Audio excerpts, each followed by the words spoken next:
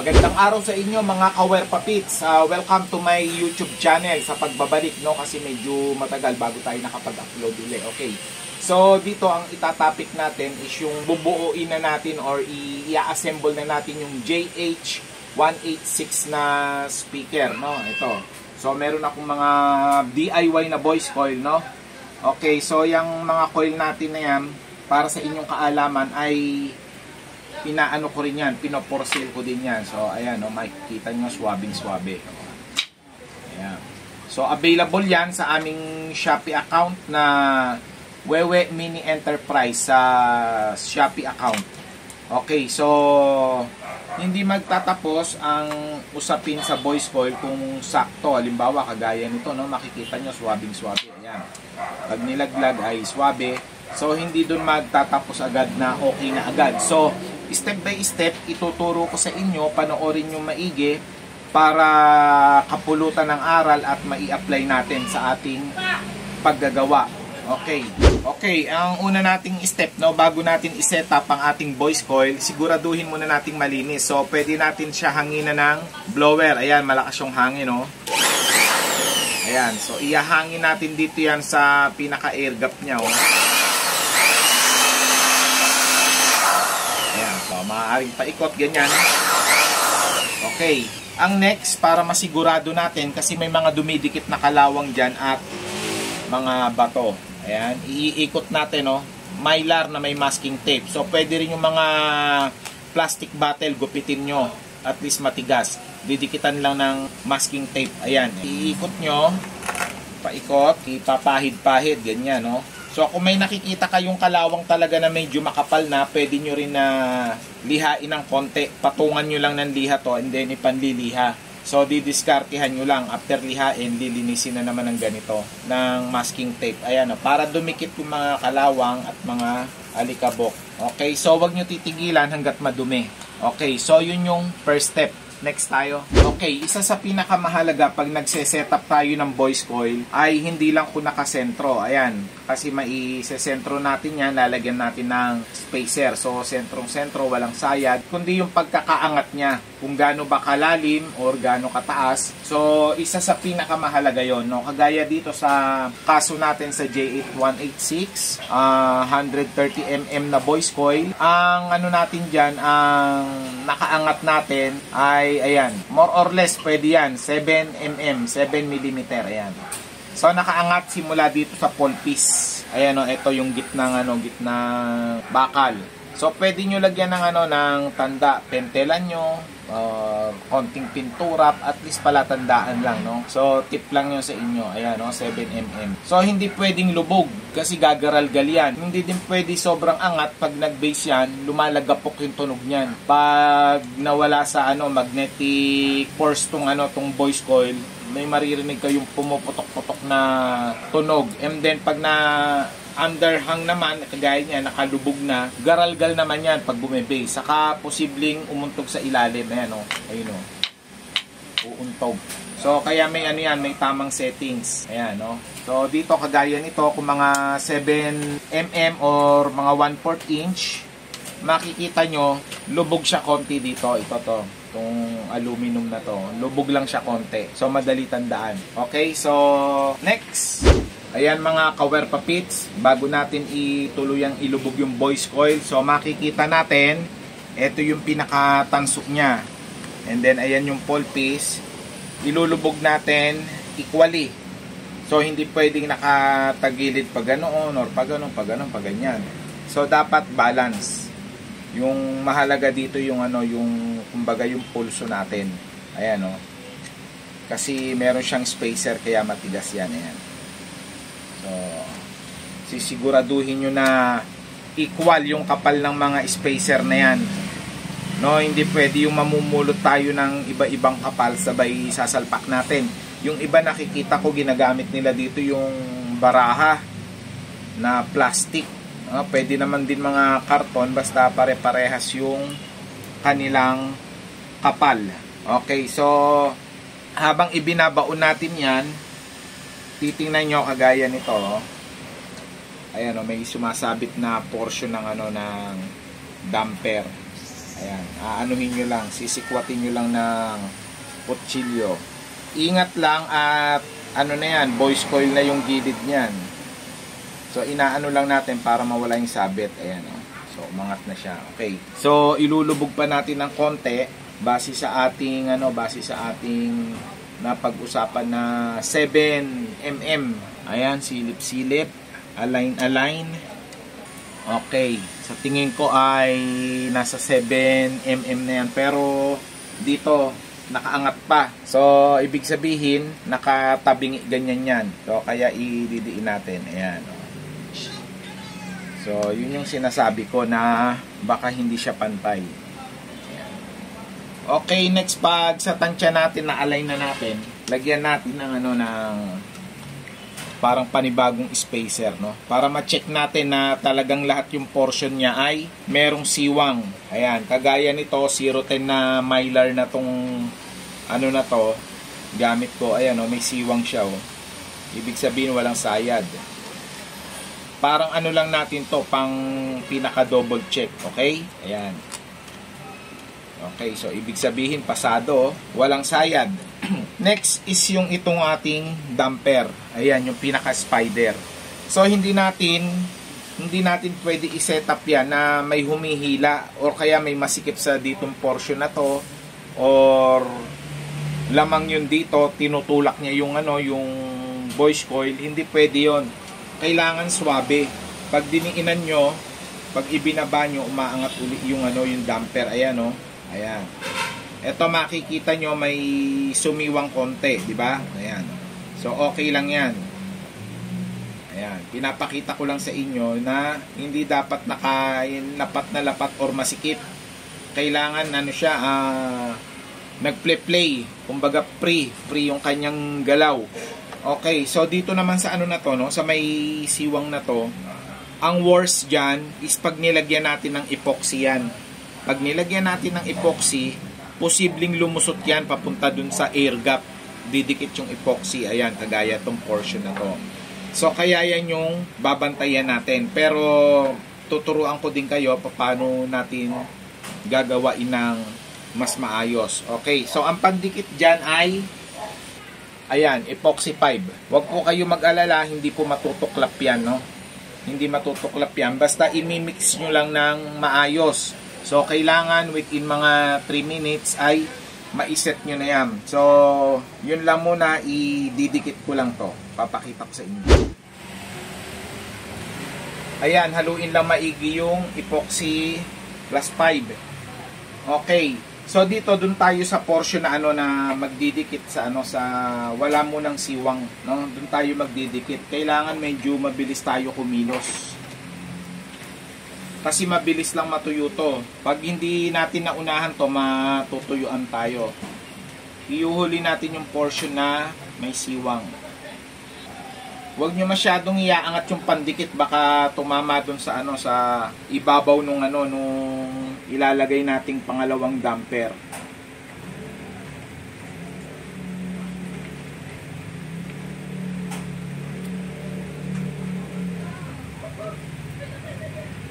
Ayan, iikot lang natin mga cover pa fix yung yung pandikit.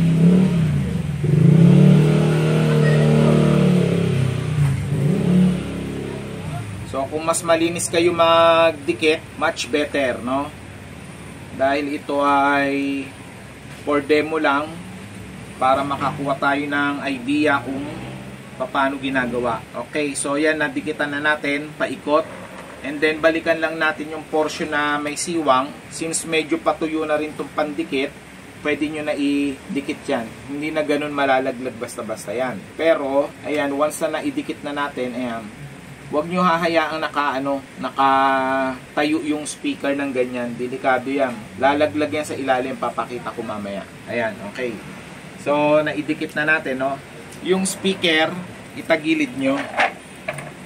Ayan. Saglit lang naman yan, mga cover puppets. More or less, mga 3 minutes.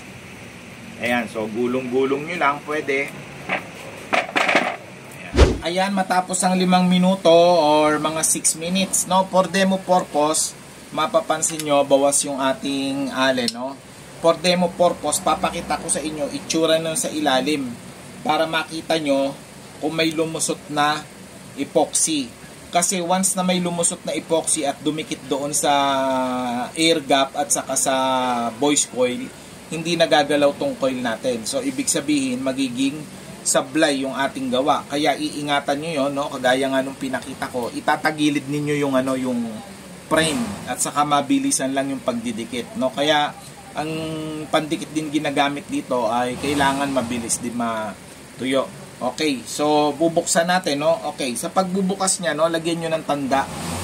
Kagaya nito, oh, may tanda, makikita niyo may pentel pen, may guhit doon ng magnet. No, kasi kumbaga doon naka-align yan. Di natin masasabi kung 100% na pare-parehas yung niyan, yung space niyan pag binago natin. Kaya doon lang din natin ibabalik. Okay, so buksan na natin. Ayan, natanggal na natin yung spacer, natanggal na natin yung tornilyo, may palatandaan na rin. So, maiaangat na natin to. Ayan, iaangat na natin. Okay? Ayan, no, naiangat natin. And then, tingnan natin yung itsura nung ilalim. Okay, so, ayan, no, makikita nyo dyan, kung merong lumusot na epoxy dito sa portion na yan. Pero dito, so far, wala naman, no? Ayan, no? Wala naman. Gawa na itagilid natin. Kasi pag may lumusot, makikita nyo may epoxy yan dito sa portion na yan. So, pinakita ko lang para sa ating demo. Okay. So, hanggat nakaganyan yan, nakatanggal, pwede nyo lagyan yung mga may espasyo pa. May space. Checkin nyo yung yung mga portion na hindi gano'n nalagyan ng epoxy. Magtimpla uli kayo ng epoxy 5 na konti and then ilagay nyo para masigurado nating 100% na naka-sealed na yan or nakadikit na tong ating voice coil sa first damper. Yung damper natin sa ilalim, no? Okay? Okay. Matapos natin masiguro na nakadikit na yung ating damper at 100% naka-sealed na. Ibig sabihin, silyado na. Wala nang tutulong pandikit. Pwede na natin ikabit yung pangalawang damper natin. Okay, so ayan pa rin yung ating spacer, no? Ikakabit na natin siya. Ayan. So, papaganyan, no? Ayan.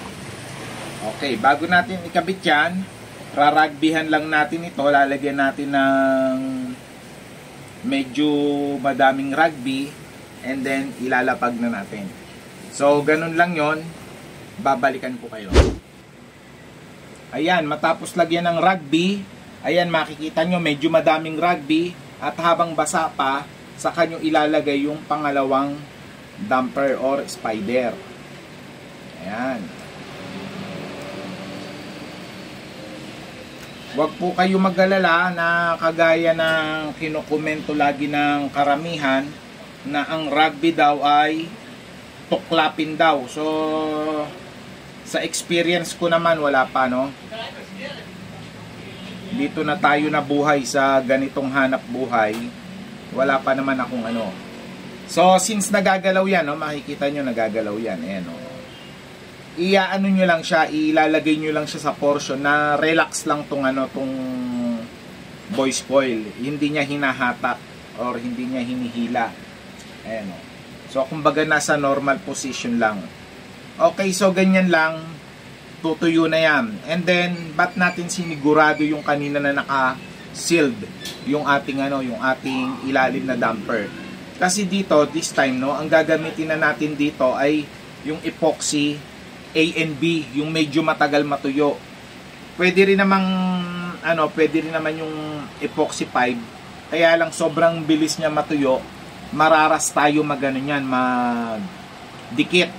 No, hindi kagaya ng matagal matuyo kasi ilalagay na natin yung cone natin dito and then lalagyan na natin yan ng epoxy A and B, yung matagal matuyo, and then pagpatong ng cone, lalagyan din ng epoxy yung cone. Magsasama na sila doon at hahayaan muna natin sila magdamag. So, iba yung tibay nun kaysa dun sa epoxy plus 5 na minamadali. At saka yung settings nun, mas maganda. So, papakita ko pa rin sa inyo mga Kawerpa Pits. Okay. So, ayan na, no, mga Kawerpa Pits. Ididikit na natin ang voice coil, damper, at saka cone. Okay. So, ang gagamitin nating pandikit ay special formulation. So, Pioneer, no? Nagbebenta po ako niyan. Sa akin na kayo bumili. Ayan, no? Siguradong legit at genuine ng product. Ayan, ihahalo natin at makakakuha pa kayo ng technical support. Ayan, so yun yung magagarantiya natin. Ayan, ihahalo lang natin siya. Haluin nyo maigi mga Kawerpa Pits. Matagal matuyo to. Umaabot ng 24 hours bago matuyo. Ayan, so papakita ko sa inyo ang pag-apply niyan. Okay, so habang hinahalo natin yan, ipapahabol ko na rin sa inyo yung ating voice coil na DIY, no? Na mas mahaba po yung coil form niyan kasi may nabibili maiksi. Minsan bitin dun sa sa cone, hindi umaabot. So ang advantage nitong DIY natin, pag napasobra pwedeng putulin, madali lang guntingin yan. At least pag nagkulang, so walang problema kasi mahaba to. Ayan, so pin-repair ko na yan kasi may mga cone talaga, mga replacement cone na medyo maiksi siya, mababaw sa madaling salita, hindi siya ganun kalalim. So yan, pasok na pasok yan kahit replacement cone man o original. Kaya sa akin na rin kayo bumili, no? Meron pang technical support yan. May may after sales support. Hindi kagaya ng ibang nagbebenta, pag nabentahan kayo, goodbye na. Okay, so pag ganyan na ang kulay niyan, okay na yan, ia-apply na natin, no?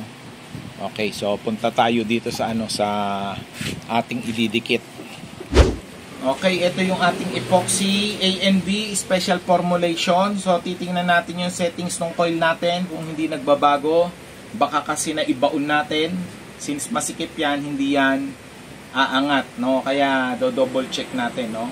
Okay, yan na yung niragbihan natin. Matibay na po yan. And then lalagyan na natin ng ng epoxy.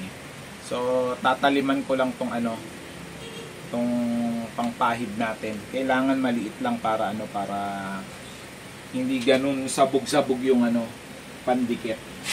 Ayan, i-apply na natin, no? Unti-unti lang para malinis ang dating. Ayan, no? Huwag kayo magmadali at yan, matagal matuyo. No, ito yung dahilan kaya natin sinisiguradong silyado yung ating ating unang damper kasi sa tagal nito matuyo, nalalaglag yan. Yung kumbaga yung sobra niyang pandikit, lumalaglag mag-isa.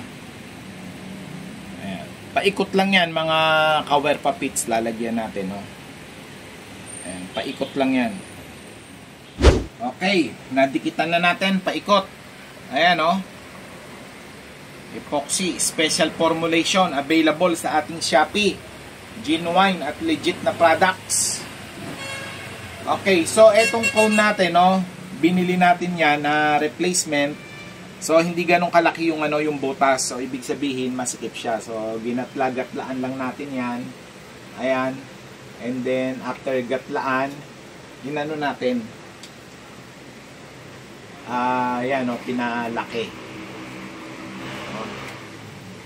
Huwag kayo mag-alala dyan sa sobra na yan kasi kumbaga kapos nga yung haba nitong cone papuntang spider. So kaya nagkaganyan para umabot. And then wag din kayo mag-alala at malambot siya. Pag nalagyan ng epoxy yan, titigas na yan. Ayan, hinihilot-hilot natin. Okay, so after natin mahilot, saka natin sasalpak dito. No, actually pwede na natin ito lagyan ng rugby para pagsalpak diretso na, pero madali lang naman ilagay yon. So for demo purpose at para hindi kayo ma-rush, no, lalo na sa ating mga beginners, so step by step lang tayo, kumbaga pa isa-isa lang. Ayan. So, kinakabit na natin yung cone. Pwede tayo gumamit ng mga tools natin pang sikwat, kagaya nitong improvised na lagare. Ayan, kasi saktong-sakto lang yan makikita nyo.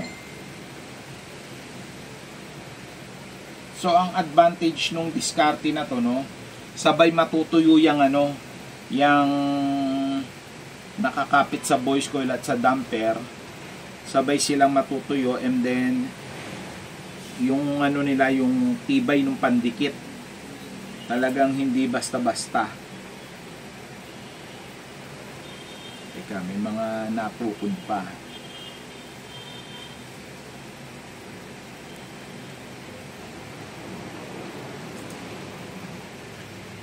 Ayan, so nawala na yung natukod. Ihilutin lang natin kung saan siya lalapat dito maigi. Ayan, lalapat. And then, kung saan din mas magandang, kumbaga yung forma niya.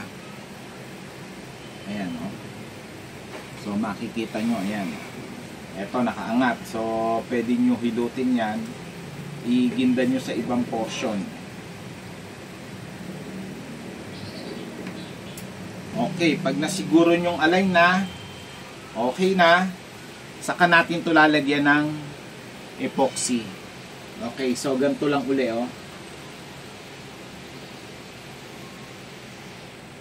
Ayan, paikot din.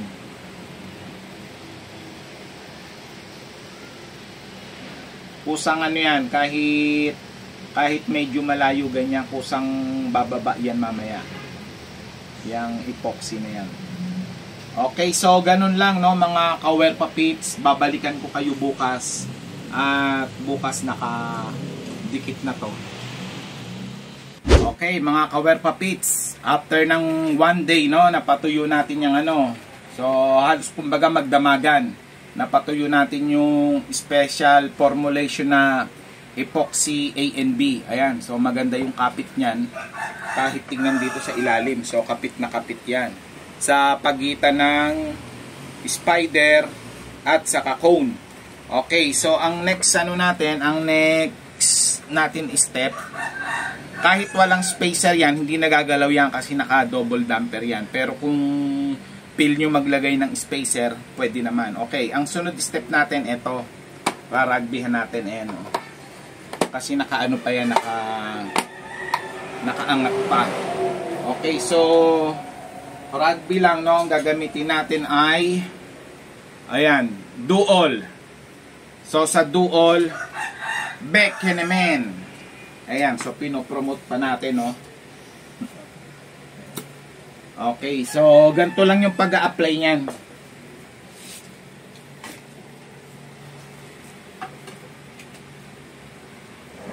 Okay, so dito kayo magsimula sa may terminal. And then, ayan, kukuha lang tayo ng dual sa stick and then papahid sa ilalim. Ayan. So, wag masyadong manipis kasi hindi didikit yan. And then, pagkapahid, ayan, gaganyan nyo lang. So, pag kumapit yan, hindi na mababaklas yan kasi may mga nagko-komento sa ating reels na ang rugby daw ay tuklap later daw, Actually, pag ang isang speaker versus sa na-repair na ng rugby, mas mahirap bukalasin yung yung mga contact cement na yan. Mas mahirap. Kaya paano mangyayaring matutuklap yan? So far naman wala pang natuklap sa aking mga ginawa. Siguro na lang din sa paggamit ng iba, maaaring sobrang nipis or sobrang tuyo na nung kanilang inilagay. So ganyan lang yan. Paikot lang yan mga kawerpa pits. Babalikan ko kayo uli para sa ating next step. Okay, matapos natin patuyuin yung ating Elmer's glue. Ayan, silyado na yan, hindi na masisingaw yung pressure. So, ikakabit na natin yung ating dust cap. Ayan, dahil kinabit na rin natin yung ating pigtail. Okay, so sa pagkakabit ng pigtail, pinakamaganda, susukat nyo muna yung dust cap and then guguhitan ninyo kasi hindi nyo alam kung hanggang saan ang hangganan ng dust cap. So pag hindi nyo ginuhitan yan, baka dito nyo mailagay yung pigtail. So nakalabas siya, no? Pwede naman nakalabas, wala namang problema. Makikita nga lang. Ngayon kung gusto nyo nakatago dito sa ilalim, okay, so ayan, guguhitan, no? Ang pandikit dito ay duol pa din. So wala akong ibang pinandidikit kundi duol. And then pinakamaganda kung magagamitan nyo ng ganito, yung lagyanan ng rugby, and then yan, paikot. Lalagyan nyo yan. And then lalagyan din ito paikot. So patuyuin nyo lang ng mga 1 minute or 2 minutes, saka nyo i-salpak ulit. Okay? Okay, ayan mga kawerpa pits, in-applyan na natin ng rugby. In-applyan na rin natin dito. So napatuyo na natin yan ng higit 1 minute or 2 minutes. So ready na natin ikabit. No? Ayan. So gagamitan ko lang ng pang-suction. Okay, so since may guhit na yan, madali na ibaba yan.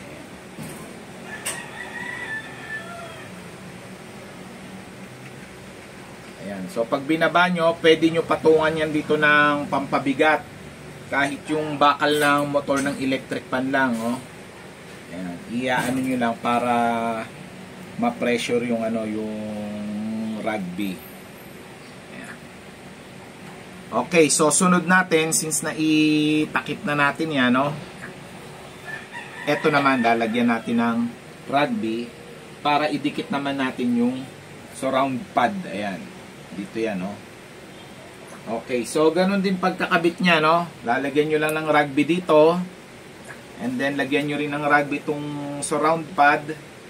Pwede rin naman ito para mas mabilis. Depende sa diskarte nyo o sa trip nyo ano, gawain. Ako mas gusto ko yung mabagal para matagal gawain.